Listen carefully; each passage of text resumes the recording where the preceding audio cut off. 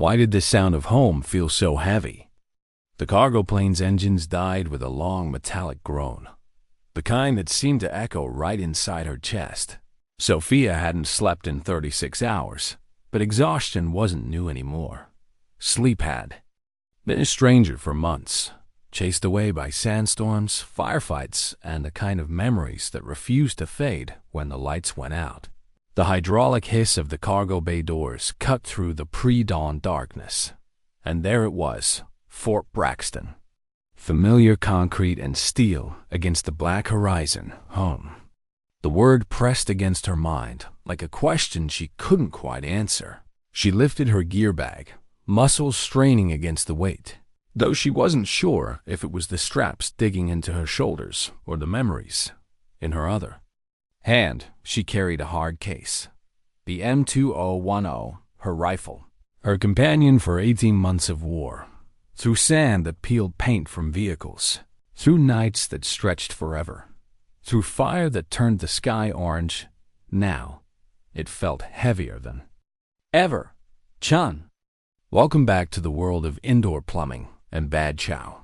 The voice broke through her thoughts. Staff Sergeant Martinez jogged toward her, grin flashing even in the dim light. Her old spotter, softer now, cheeks filled by sleep, shoulders eased by steady meals. She tried to return the smile, but her eyes locked on something else. 3 coffins, flag-draped, lowered carefully from the belly of the aircraft. Johnson, Williams, Rodriguez, not walking home, not smiling with family. At arrivals, her throat closed, a sharp ache she couldn't swallow away. Rough flight back? Martinez followed her gaze. His grin faded. He didn't need her answer. She reached into her pocket, pulled a folded letter, soft paper, worn thin from too many openings. Johnson's mother wrote me, thanked me, said I brought her boy home alive. She watched the honor guard forming around the coffins. I made a 2,847-meter shot that day. Dropped a sniper who had them pinned down for 6 hours. Her voice thinned, nearly breaking. Clean, center mass, but it was too late. For the others, Martinez nodded silently. He knew the reports. Everyone knew. Staff Sergeant Sophia Chung, ghost sniper of the 82nd Airborne, the one whose shots came from distances others swore were impossible. But the reports never mentioned the faces. The silence after the trigger broke, the weight that clung long after. The bullet landed. She followed Martinez toward the barracks, past the commissary where she'd grabbed her last stateside meal, past the motor pool where she'd stripped engines in the dark, past the range where she first qualified 4 years ago. Everything smaller now, or maybe she was just bigger, not in size, but in the kind of weight that reshapes a person. There's something you should know, Martinez said as they pulled up to Building C, her old room. She climbed the stairs. By muscle memory, room 237. 2 years of her life tucked behind that door. Photos of her family's ranch in Montana, manuals stacked on the desk. A space she thought of when the desert closed in too tight. The key turned, the door swung open. Her breath caught. The room wasn't hers anymore. It was a shrine, every wall covered. Newspaper clippings, printed emails from commanding officers, a map of Afghanistan, red pins marking confirmed kills. Her certificates framed, a blown-up photograph of her in full combat gear, rifle in hand, staring with eyes too hard, too young. What the hell? Sergeant Brooks' idea, a voice said from behind her. She turned. There he was. Brooks. Everything a recruiting poster dreamed of, square jaw, broad shoulders, the easy arrogance of someone who'd never been tested where it mattered. He leaned against the frame, arms crossed. Thought you'd appreciate a tribute to your adventures. Her gear sat in the hallway, pushed aside. Where are my things? Storage closet. Don't worry. Properly preserved. He stepped in, running a finger along a framed clipping. Ghost sniper saves platoon. Impossible shot breaks siege. Out of the page turner. Those were real people. She said flatly, Real lives. Oh, I'm sure. He picked up a trophy from her desk. One of her sniper school awards. Exciting stuff, running, gunning, but, combat's messy. Adrenaline, fear. Anyone can get lucky under. Fire, precision? That's different. Controlled, clean. Her jaw tightened. She'd met his type before. Loud, confident. Measuring skill in stories, not scars. Is there a point, Brooks? He smiled thinly. Just wondering if the legend shoots paper as well. As she shoots rumors. He set the trophy down with deliberate care. Range, tomorrow. 0800. Bring that famous rifle. He left her there, surrounded by clippings of herself. A mythology she didn't recognize. A soldier who looked fierce. In photographs, but in the mirror across the room? She looked tired, older. Carved by shadows no frame could hold. She picked up the photo of her family's ranch, the only thing untouched. For a moment, she closed her eyes, tried to remember how that place smelled in summer, how it felt to breathe. Air without dust, without fire, without the press of ghosts. Tomorrow, she would face Brooks, whatever game he had in mind, tonight. She only wanted to remember what home was supposed to feel like. How could a room full of weapons feel colder than combat? The armory at 0600 was a cathedral of steel. Fluorescent lights hummed above, casting long shadows across racks lined with rifles, pistols, machine guns, each one silent, each one waiting for someone's decision to bring it to life. Sophia laid her M2010 across the workbench and began to strip it down. Bolt, barrel, scope. Each piece polished with muscle memory more than thought. She moved like she had in Afghanistan, precise, mechanical, controlled. But here the silence wasn't survival. It was theater. Impressive setup, Chun. The voice slithered in, Brooks again. He leaned on the edge of her bench with casual arrogance. His own rifle case beside him. Larger, newer, polished like a showroom piece. He watched her work. Though I have to ask, when's the last time you gave that old girl a proper cleaning? 80 months in sand and sweat? Must be gummed. Up, she didn't look at him. Cleaned every day since I got back. Every day? He chuckled, checking his watch like she was wasting time. 3 days stateside and you've already turned obsessive. But you went weeks without proper maintenance in combat. Conversations around them dimmed. Other soldiers paused in there. Inspections sensing the tension, Corporal Davis, fresh from sniper school, watched wide-eyed. The room seemed to tilt toward them. Brooks snapped open his case. The rifle inside gleamed. An M2010 modified to perfection. Upgraded scope, precision. Trigger. A stock so expensive it could have bought Sophia's family a year of feed for their ranch horses. This, he said, almost reverent, is what precision looks like. Controlled conditions. No sand in the action. No adrenaline shaking your hands. Just skill. Pure skill. Sophia reassembled her rifle, eyes steady on her work. Controlled conditions. She repeated quietly. Must be nice. Oh, it is. He shouldered his rifle with textbook form. In real precision shooting, there's nowhere to hide. No excuses.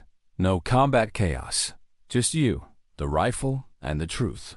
The room went quieter still. Sergeant First Class Williams, the senior NCO, watched with crossed arms. He'd read the after-action reports. He knew the weight of Sophia's shots in Afghanistan, but he said nothing. Brooks wasn't finished. Hit 3,400 meters last week. Took me 6 tries, but I landed. Ideal conditions, of course.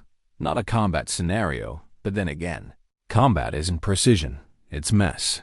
This, he lifted the rifle as if holding scripture, is art. Sophia clicked her safety on with a sharp, final sound. The weapon in her hands didn't gleam. It carried scratches from rocky positions, a scope scarred by sand, a trigger worn smooth by necessity, but it was hers. It had never failed her when it mattered.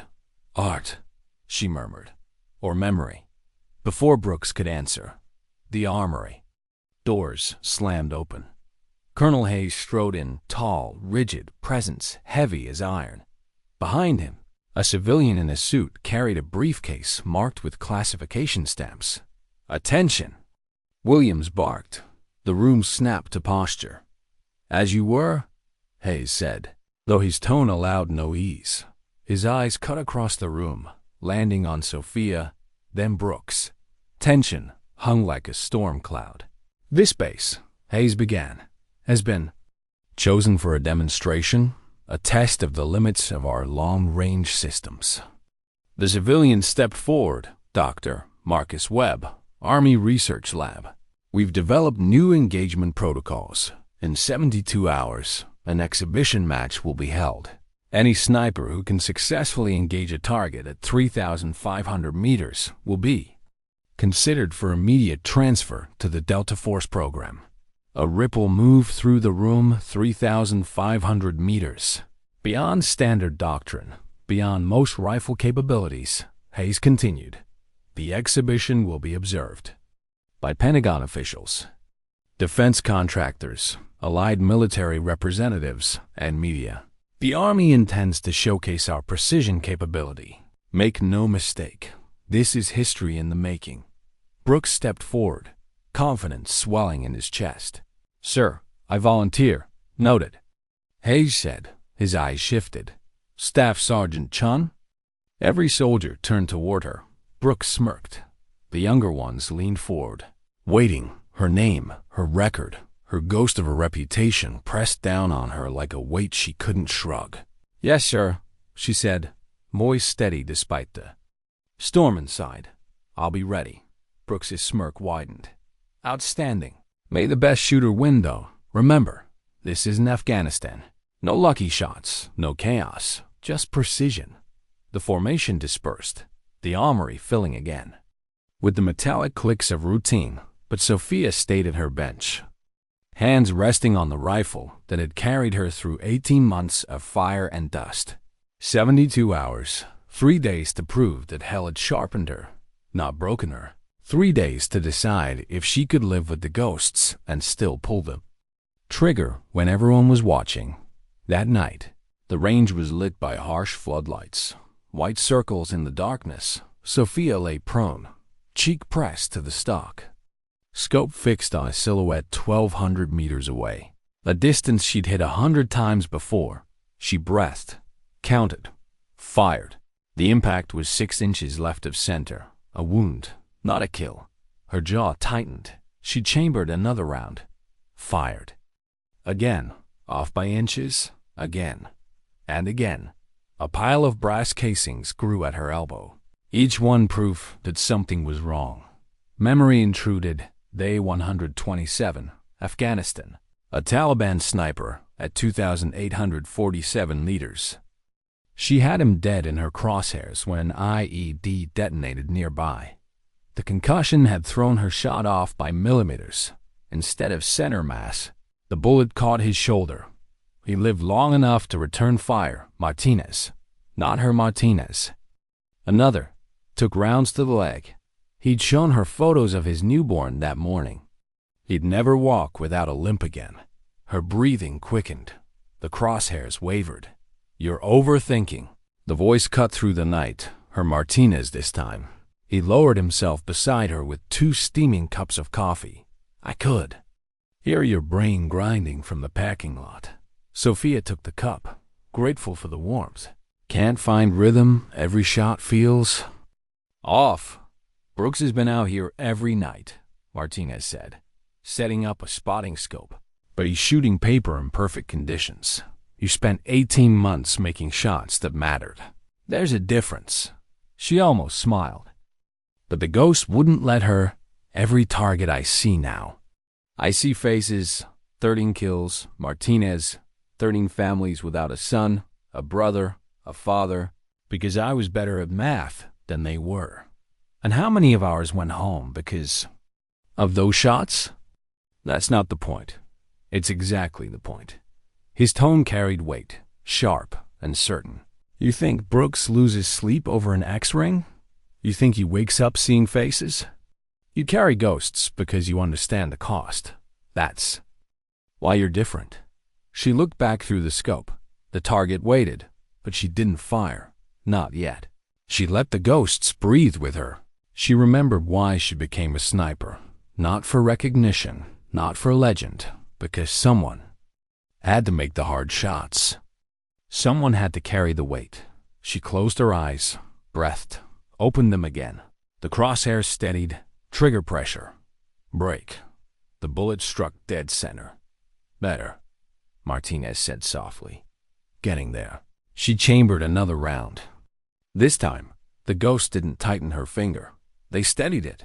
Brooks wants to prove he's the better technical shooter, she said. Fine, but when the pressure's on, we'll see who knows how to make the shot that matters.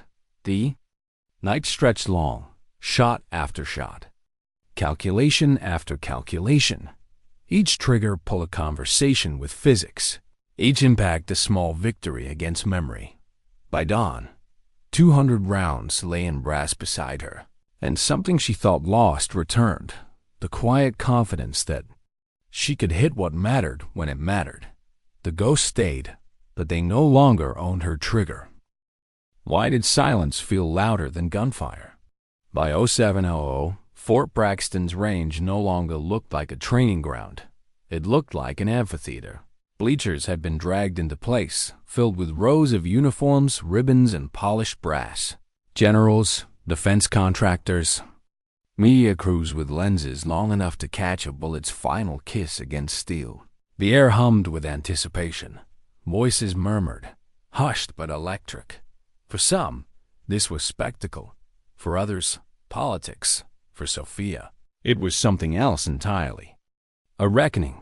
She arrived early, her rifle case over her shoulder, shooting kit strapped neatly to her back. Each step deliberate, each movement measured. She'd learned in war that preparation was the difference between going home and never being spoken of again. Martinez met her at the line, spotting scope already mounted. He nodded toward the far horizon. Target looks like a speck from here. And that's the easy one. Through the scope, she saw it, a postage stamp silhouette at 3,500 meters. Beyond human scale, beyond comfort, a challenge meant to break nerves before bullets even left barrels. You ready? Martinez asked. Sophia let her gaze linger on the wind flags dancing in the morning air. Their movement subtle but constant. To the untrained eye, the range looked calm. To her, the air was a battlefield of invisible rivers, pushing, pulling, shifting every second. Ready, she said, though inside. Her chest felt heavier than her rifle. Colonel Hayes' voice thundered through the PA system. Ladies and gentlemen, welcome to Fort Braxton's long-range precision exhibition. Today, you will witness the absolute limits of modern marksmanship. The crowd leaned forward. Cameras clicked. The rules are simple. 3 distances. 2,500 meters. 3,000 meters. And finally, 3,500 meters. Each competitor will have 3 attempts. Success at the final mark qualifies for consideration in Delta's sniper program. A hush followed. Names meant nothing here. Only impact mattered. Our first competitor, Sergeant First Class Michael Brooks. Brooks strode to the line as though walking onto a stage he'd built himself. His uniform pressed to perfection, gloves clean, rifle gleaming. He moved with a confidence so polished it bordered on arrogance. Sophia watched through binoculars. His setup was flawless, scope adjustments precise, body alignment textbook, each breath measured, each trigger squeezed smooth. The first shot cracked across the range. 4 seconds later, impact, center mass, applause, cheers, whispers of approval from men in suits calculating contracts in real time. The second shot minus 3,000 meters. Longer flight, greater drop. Brooks took longer, adjusting with meticulous care. Again, a perfect hit. Louder applause. Contractors scribbled notes. Generals nodded with approval. And then the silence. The 3,500-meter target. The line between skill and impossibility. Brooks lowered himself into firing position. He consulted his data charts, made precise clicks on his scope. Adjusted for every known factor. He breathed, he waited, he fired. 5 long seconds of silence stretched like an eternity. The flag shifted, dust shimmered. The spotter's voice cracked the air. Hit, center mass, 3,500 meters. The crowd erupted. General stood. Contractors shook hands. The CNN crew captured it all. Brooks rose to his feet with a half smile, acknowledging the applause like it belonged to him. For a moment, Sophia almost forgot to breathe. He'd done it. Perfect conditions, perfect equipment, perfect execution. He'd reached the summit and left her standing at the base. As Brooks walked back, he slowed just enough to lean close. His words, meant only for her, cut sharper than a blade. Your turn, war hero. Let's see if chaos can beat perfection. He left her standing in the hush of expectation, every eye waiting for her to take the stage. Sophia inhaled slowly. Her boots felt heavier than stone as she walked to the line. Reporters shifted their cameras. The crowd whispered, Ghost Sniper, Bronze Star. 13 confirmed. A legend in uniform, but legends weren't asked to prove themselves under perfect sunlight. Legends weren't judged by crowds. They were born. In shadows, under fire, when survival was the only prize, she knelt, opened her case. The rifle inside wasn't polished. It bore scratches from sand and stone. The scope had been re-zeroed more times than she could count. The trigger worn from shots that weren't training but lifelines. Martinez crouched beside her. Steady. Just like last night. Her fingers traced the bolt. Her breathing steadied. She looked through the scope. The 2,500-meter target swam into view. Shooter ready, the range officer called. Ready, she said. The world narrowed. Breath in. Hold. Breath out. Trigger squeeze. The rifle cracked. Impact. Dead center. Applause followed, but softer than Brooks. Polite, respectful, expected. The 3,000-meter target waited. Harder. More variables. She consulted her weathered databook, flipping through pages filled not with sterile numbers, but with field corrections scribbled under fire. She adjusted, breathed, fired. Impact. Center hit. The applause warmed, but still not fevered. She was keeping pace. Matching him, nothing more. And then the final line, target 3,500 meters. The range fell silent, no wind, no sound, just expectation. Sophia's heart slowed. She lined up the target. Adjusted for the brutal drop, for the wind shift. Calculated. The flight time. Nearly 5 seconds of silence in which her whole life would hang. But then, through the scope, something else caught her eye. Beyond the 3,500-meter target, a second silhouette, smaller, further, barely visible in the haze. Range. Officer, she called, voice steady. That target beyond distance. A murmur swept the crowd. The officer checked his chart. His voice carried disbelief. That's the 3,950-meter marker. Calibration only, not meant for a live engagement. Whispers turned to shock. Cameras swiveled. What's the ballistic data? She pressed. The officer hesitated. 65 feet of drop, 30 feet or more wind drift. 6-second flight time. Ma'am, it's considered impossible. Impossible. The word echoed in the amphitheater. Hayes stepped forward, voice cautious. Staff Sergeant, the 3,500-meter target is sufficient to qualify. There is no need. Sophia cut him off, her eye never leaving the scope. Sir, request permission to attempt the 3,950-meter target. The crowd erupted. Generals leaned forward.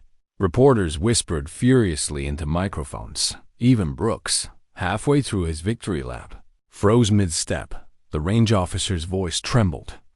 Probability of success under ideal conditions is less than 2%. Sophia finally lifted her gaze, her voice calm, steady, unshakable. We didn't have ideal conditions in Afghanistan. We had necessary conditions. The colonel studied. Unreadable. Are you certain? She returned to the scope. Impossible, she whispered. It's just something no one's done yet. The crowd stilled, silence deeper than prayer. Sophia's universe shrank to the reticle, the distant speck, and the ghosts had hovered between her breath and the trigger. What does 6 seconds of silence feel like? Sophia lay prone, cheek welded to the worn stock of her M2010. The world narrowed to her scoped circle, where the 3,950-meter target shimmered in the morning haze. Beyond numbers, beyond doctrine, beyond reason, Martinez crouched beside her, voice a low current against the silence pressing down on the amphitheater. Ballistic computer says 64.7 feet of drop, winds running 6 to 10 from the southeast. Crosswind from the northwest developing, flight time 5.8 seconds. 5.8 seconds, long enough for a life to flash, for doubt to bloom, for ghosts to whisper. Sophia's hands moved across the rifle with practiced grace, adjusting turrets click by click, elevation 47 minutes of angle, windage 12 minutes right. Each decision etched into her bones by years of chaos and necessity. Her eyes stayed in the glass. Heat shimmer distorted the horizon. Bending light, bending truth, mirage. She remembered Afghanistan, reading mirages like scripture. A bullet couldn't argue with physics, but it could be guided by instinct born in fire. You don't have to do this, Martinez said, almost pleading now. Brooks already proved his point. You've got nothing left to prove. Sophia's voice was calm, quieter than the breath between heartbeats. This isn't about Brooks. It's not about them. She nodded faintly toward the crowd. It's about me. The flags rippled. The wind pulsed in cycles, southeast holding, then a lull, then northwest building, a rhythm like waves. She felt it in her chest as much as she saw it. She closed her eyes. Breathed in 4 counts, held 2 counts. Breathed out 4 counts. The chaos of the amphitheater faded. She was back on a mountain in Afghanistan, alone, sand biting her skin. Her rifle the only voice she had. Her finger rested on the trigger, taking up slack. She waited. Martinez's voice traced the wind pattern like a hymn. Southeast steady. Steady, starting to drop. Northwest building. Sophia didn't need his words. She felt the air shift, the invisible tide turning. The moment between breaths, between winds, between possible and impossible. She squeezed. The trigger broke crisp. The rifle bucked, brass ejected, clinking against concrete. The suppressed crack rolled across the range and vanished into silence. And then 5.8 seconds of eternity, time bent around her. 800 people held their breath. Generals, contractors, reporters, every life suspended. Waiting on a grain of copper and lid arcing through invisible rivers of air, Sophia didn't blink. Her eyes stayed in the scope. Her heartbeat slowed until it matched the memory of every impossible shot she'd ever taken when lives were screaming for her to act. At last, a puff of dust rose against the distant frame. So small, so fragile, for a heartbeat. Even she wasn't sure. Martinez whispered, "Impact." The crowd froze, no one exhaled. The radio crackled with static until finally, the spotter's voice came sharp and clear. "Control. I have impact. Repeat. I have impact at 3,950 meters. Up." Murmur surged, disbelief hanging heavy. But then the voice returned, louder, steadier. "Correction, impact is center mass. Dead center, perfect shot." The silence shattered. The amphitheater erupted like artillery. Cheers crashed. Generals on their feet. Contractors on phones, reporters shouting into microphones. Martinez gripped her shoulder, laughter breaking through his disbelief. "Holy hell, Sophia, you just rewrote physics." She rolled the bolt, ejected the casing, let the brass fall. Among the others, her voice was steady, almost too soft to hear. Just math, just necessity. But in her chest, She knew it wasn't just math. Physics explained drop, drift, pressure. Physics couldn't explain the way Ghost had steadied her hand, the way instinct had whispered when to break the trigger. Colonel Hayes was the first to reach her, his stern mask cracked open by awe. "Staff." "Sergeant, in 30 years I've never seen anything like that. You just did the impossible." Sophia rose, shouldering her rifle. Her answer was quiet, but it cut clear through the roar. "Sir, the computers never served in Afghanistan." Reporters swarmed. Generals pressed forward with outstretched hands. Contractors shoved business cards.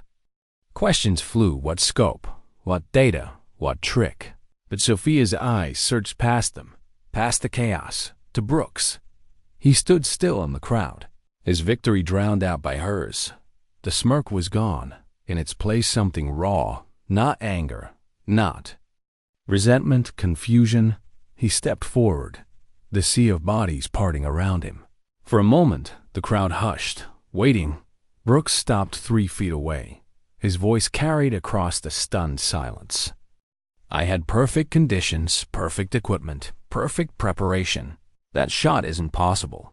Sophia met his gaze, her own steady, unblinking. "You're right. Under perfect conditions, it's impossible." His brow furrowed. The crowd leaned in. "In Afghanistan," she continued, "I didn't have perfect conditions. I had sand in the action, incoming fire shaking my breath, adrenaline that made my hands tremble. I learned to make impossible shots because impossible was the only option." Her eyes drifted to the distant target, a speck of proof standing against the haze. "You trained for perfect. I trained for chaos. Today chaos was enough." For a long beat, Brooks stood silent, wrestling with something deeper than defeat. Then, to everyone's shock, he dropped to one knee before her.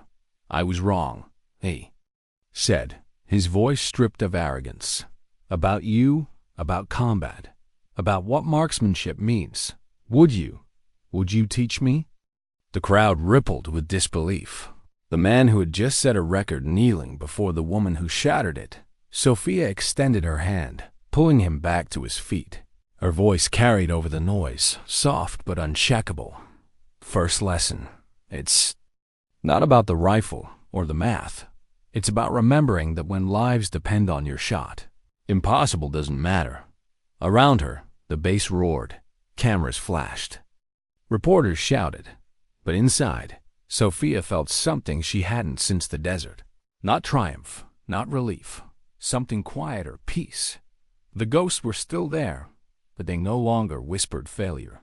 They reminded her why precision mattered. Why dignity sometimes wasn't in the celebration, but in the silence after the shot. And in that silence, she realized sometimes dignity doesn't speak.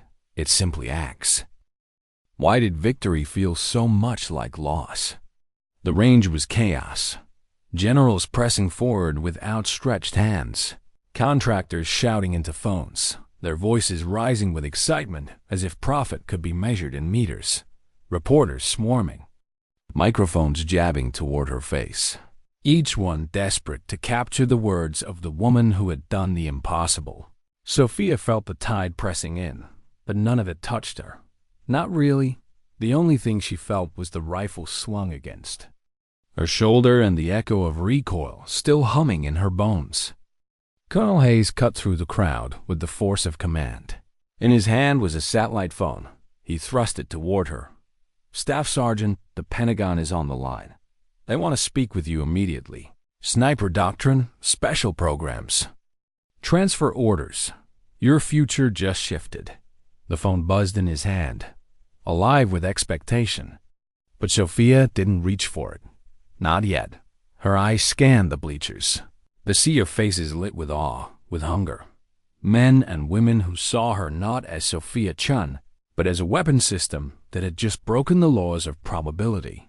The crowd saw history.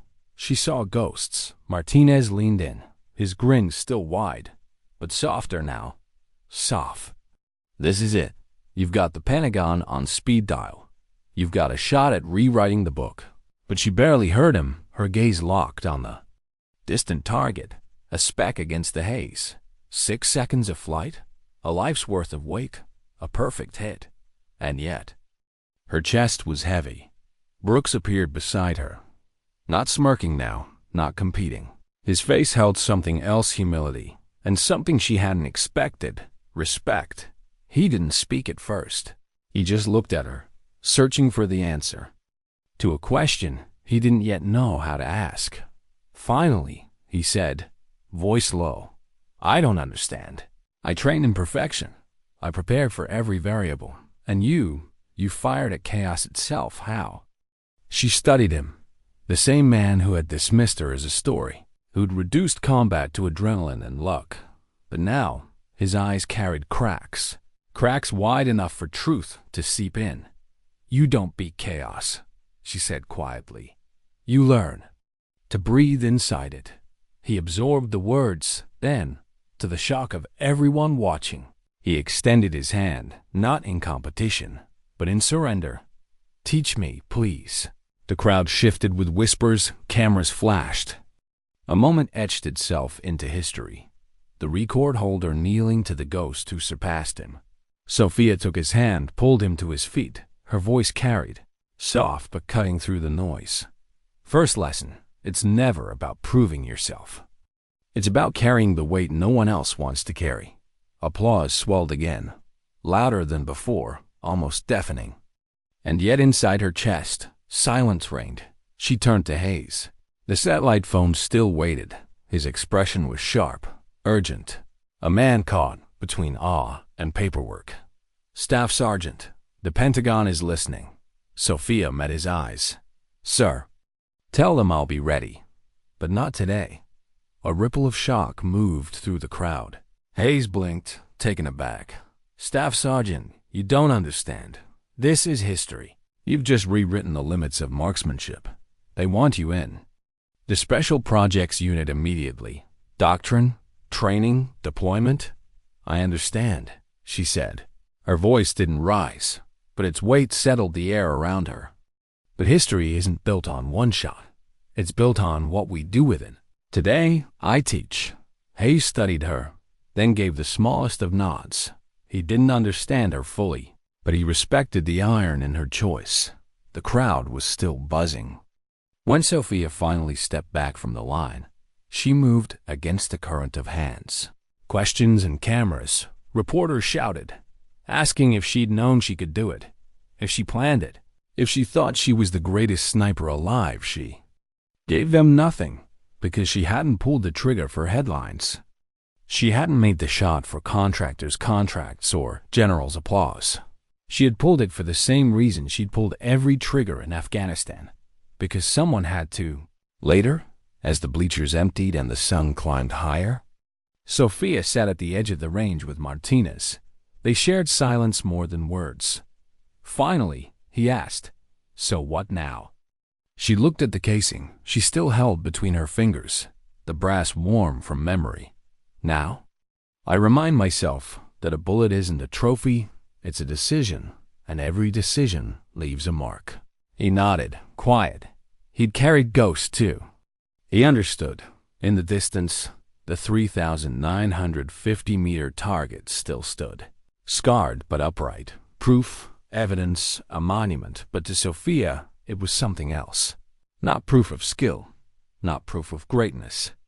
Proof that sometimes the line between impossible and necessary is razor thin. And sometimes you don't know which side you're on until the trigger breaks. That night, the base didn't sleep. Soldiers replayed the shot. Contractors sent reports. Reporters drafted headlines. The story would circle the globe before dawn. Sophia returns.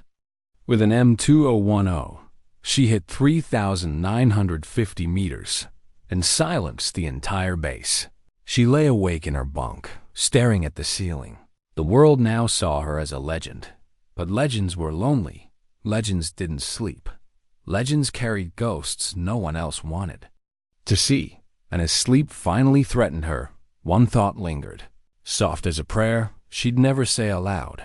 Sometimes dignity doesn't speak. It simply acts. Why did success always feel like surrender?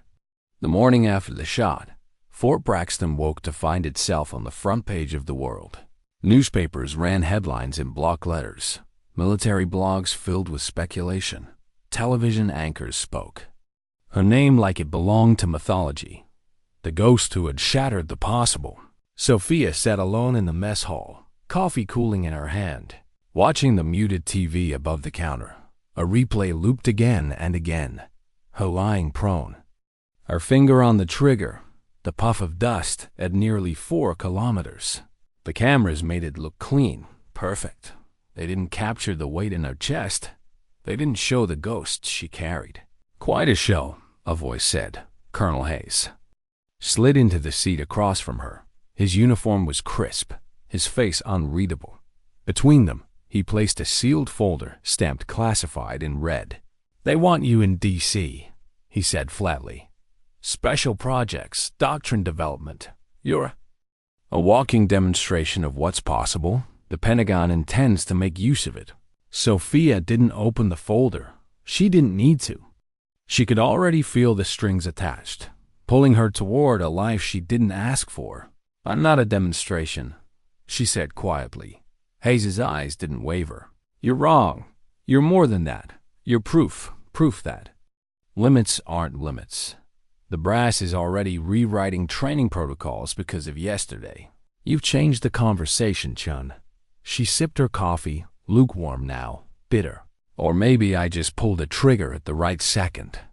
He leaned closer, lowering his voice. "You don't get it. The Army has been waiting for a moment like this. One moment to silence every critic, every rival, every contractor claiming they can do better. You gave them that moment. And now they want you to give them more." She looked down at the folder, her name typed neatly on the cover, her future already drafted by someone else's hands. What if I say no? Hayes' silence was answer enough.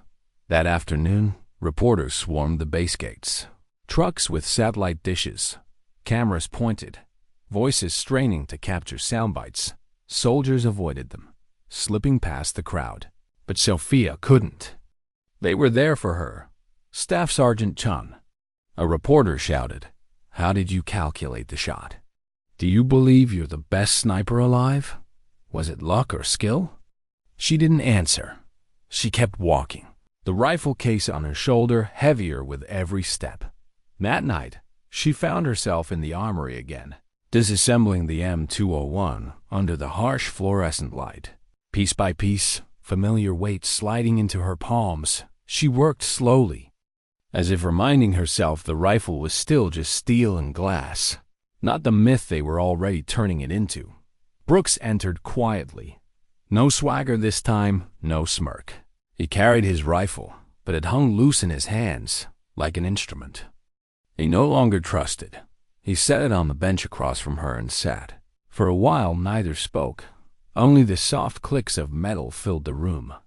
Finally, Brooks said, "They're going to turn you into something you're not." She looked up, surprised at the honesty in his voice. "You think I don't know what it's like?" He continued, "My whole career's been about proving myself, hitting records, being the best on paper. And yesterday," he shook his head, "yesterday I learned that paper targets don't bleed, don't scream, don't stay with you." At night, Sophia's hands paused over the bulb assembly. He leaned forward, his voice quieter. "I train for applause.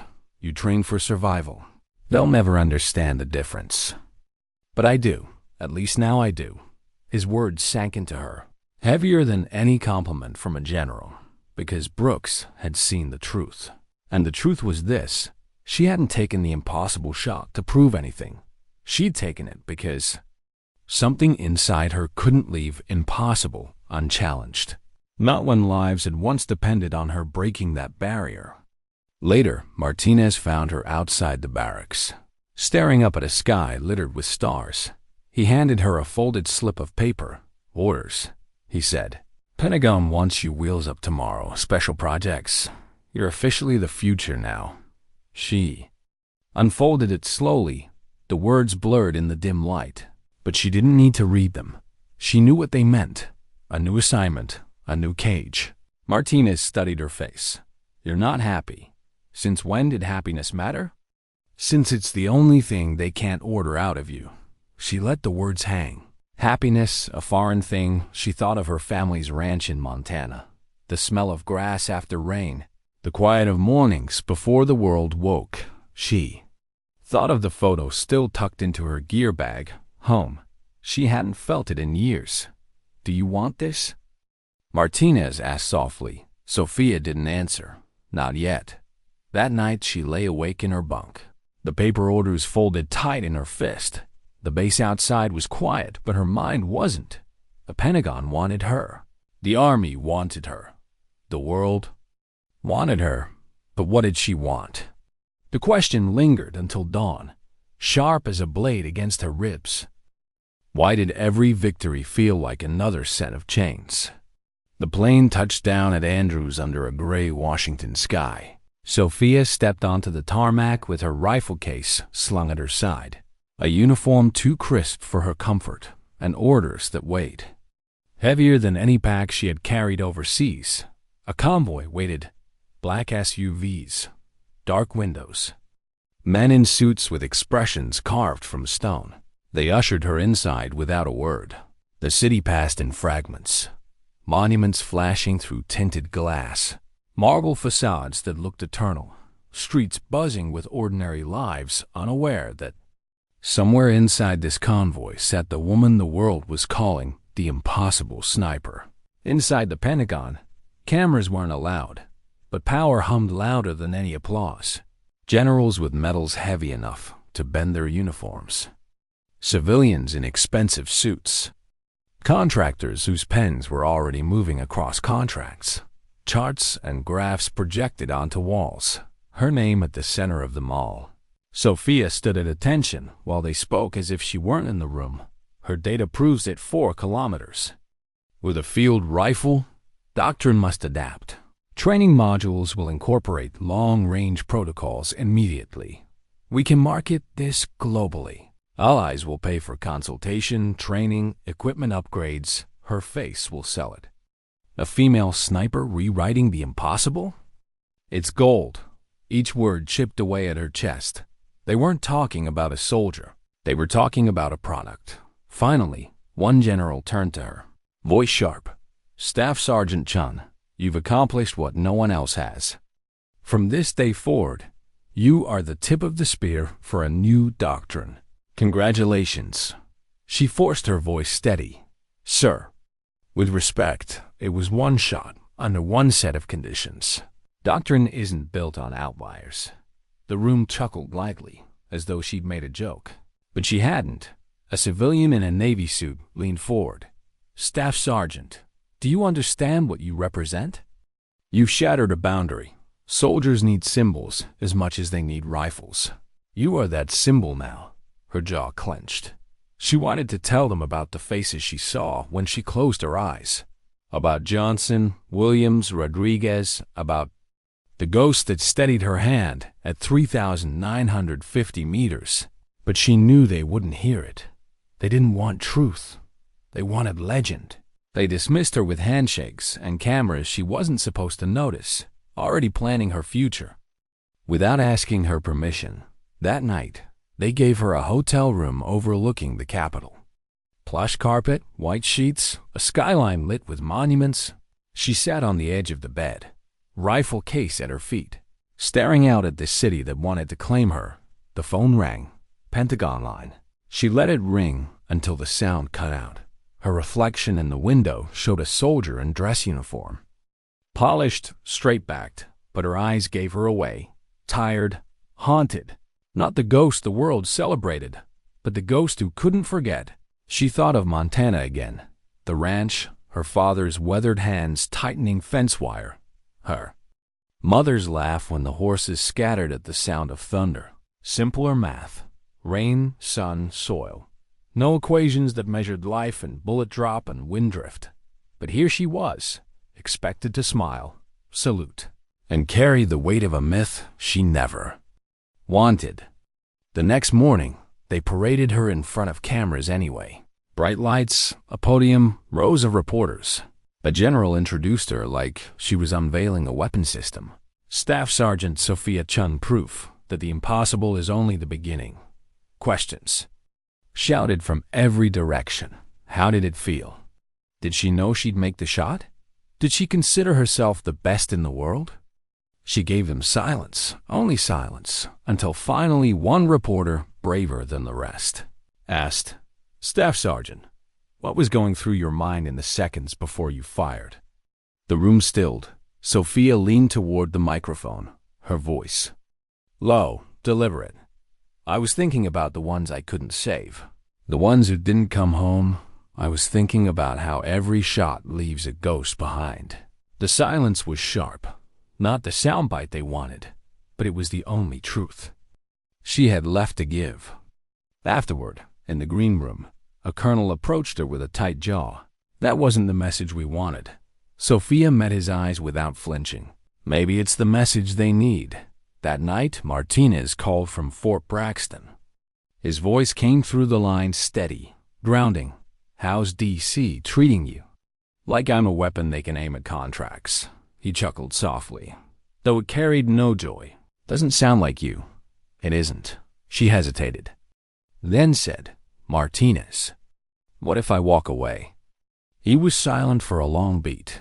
Then you'd finally be living for yourself, not for ghosts. Just make sure you can live with what follows. She closed her eyes, listening to the hum of the city through the glass. The Pentagon wanted a legend. The world wanted a headline. But all she wanted was the quiet dignity of being human again. For the first time, she wondered if walking away would take more courage than any shot she had ever fired. What if the bravest thing she could do was nothing at all? 2 weeks in D.C. felt like 2 lifetimes. They marched her from one briefing room to another, her name glowing on slides, her face projected on screens. Generals spoke of rewriting sniper doctrine.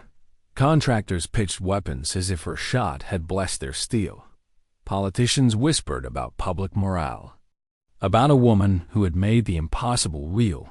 But never once did anyone ask what it cost. Every night she returned to her hotel room, stripped off the uniform, and sat staring at the rifle case leaning in the corner. She hadn't opened it since the shot. She couldn't, because to open it was to remember the silence before the trigger broke.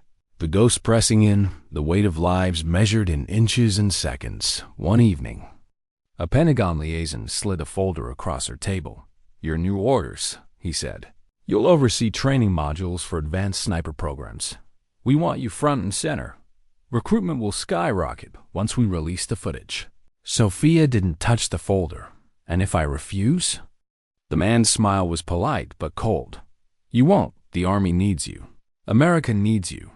When he left, she opened the folder, her name typed neatly on every page, her life mapped without her consent. A weapon dressed in human form.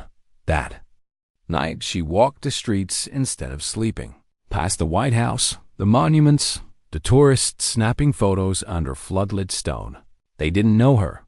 They only knew the myth, the ghost. The woman who silenced an entire base. She sat on the steps of the Lincoln Memorial until dawn, watching the city wake. A janitor swept the marble nearby. Indifferent to her presence, for the first time since the shot, she felt invisible again. And the invisibility was a relief. The next morning, they tried to film her. Contractors arranged cameras at a firing range outside the city. Eager for footage of the impossible sniper breaking more barriers, they offered her match-grade ammo, wind meters, ballistic computers. Everything perfect. She refused. "I'm not here to perform." The colonel's jaw tightened. "You don't get to decide that." But she did. She realized it in that moment. She always had. That night, Martinez called again. His voice carried across miles like an anchor. "You sound tired." "I am." "Then come home." "Not the Army's home, yours."